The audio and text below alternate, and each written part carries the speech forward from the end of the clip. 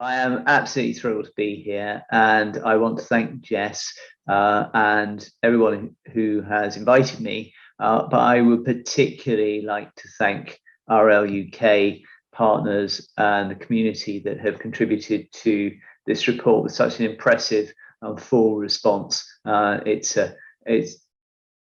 brilliant to see such a wealth of information that's come through, and the sheer volume of participants is indicative of the urgency and importance of this report and its findings. I'd like to add my thanks straight away also to the team at AHRC that have contributed to this, but rather more profoundly, I'd like to thank everybody in the library community, wherever you sit, for what you have done to support students and researchers through this exceptionally difficult period of time. I know that our librarians have done a huge amount of additional work, huge hours put in, rising to extraordinary challenges, digitization at pace, trying to find new ways of getting information to students, doing so often against really difficult personal circumstances themselves. And that goes absolutely all the way across the piece, from university libraries to our great national collections. This has been incredibly difficult and challenging for everybody. But the fact of the matter is that our research has continued. We have been able to support students and researchers, well, you have, and all of us have benefited from the extraordinary strides that you've made over the past years and rapidly past months. I am only one of the executive chairs of UKRI. Every single executive chair is hugely aware of what you have done. It doesn't matter what subject you're in. Arts humanities is my area, but sciences depend absolutely on the information which flows through universities. So thank you so very much for everything you've done. I really hope that as we move forward, not only will there be some degree of normality return so that you can get back to patterns of working that you find familiar, but also that we learn from this experience and we all support you to take the learning forwards, because there are many things that I know have happened in libraries that librarians probably have wished had happened a long time ago. We mustn't lose track of the advances that you've been able to make with the support that you just had and carry that forward. What we see in the report is such a richness of activity that is needed, agendas that are urgent, opportunities that are possible.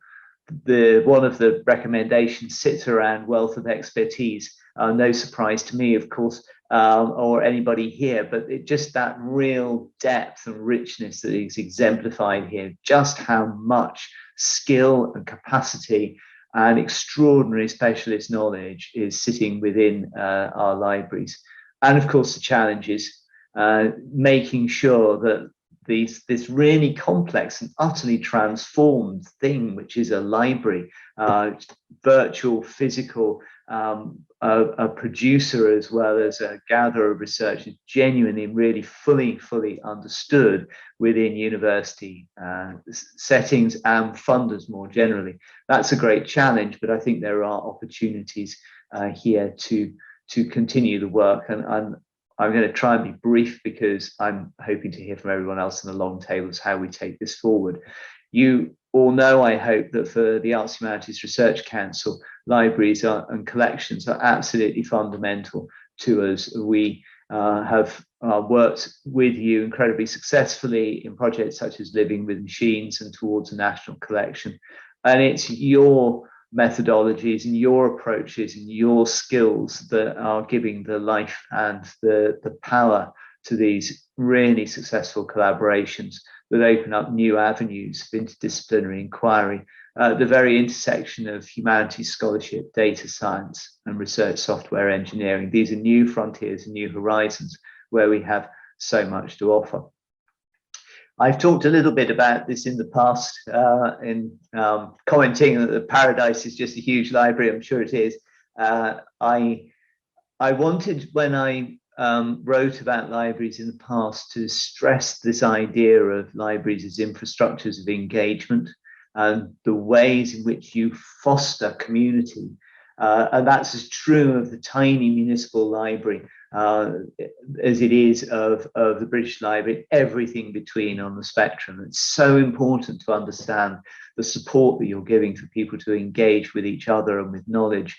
And that's so important now as we think about what our future looks like. Now, I was really struck by a couple of quotes that were in the report. And one of them about the way that we should try to help research libraries think of themselves as partners in research, empowering them, giving space for the power that you already have to be visible, I think is the way I would put that.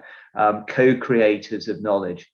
And the emphasis on the hard work that goes into producing the visible exhibitions and manifestations of all that work. That, of course, is another way in which you are absolutely like researchers, where there's so much work that goes on at the early stages to produce the article or the book, which is a visible manifestation. There's no difference, it seems to me, between what you do and what researchers do. And that's why, for me, it's so important that we engage with you on the thinking through the technician commitment. UKRI was the first major funder to become a signatory of the technician commitment back in February 2020. And I'm really, really keen to see us think about the way that librarians can see themselves reflected fully in that commitment, and that by being reflected in that way, we change our funding processes and we change the way that we think about how we present the absolutely essential contribution of libraries, archives and collections to the research ecosystem. This chimes absolutely with Ottilie Laser's view of the 101 voices of the research ecosystem, the importance of recognising everybody as part of the research community.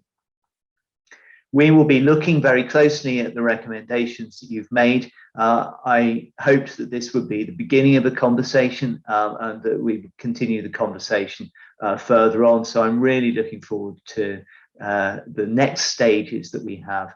And I'm really pleased to be able to announce at this conference that AHRC will invest immediately £100,000 in professional practice fellowships with RLUK to take forward early stages of the engagement activity, which you so rightly identify as critical to the path forward.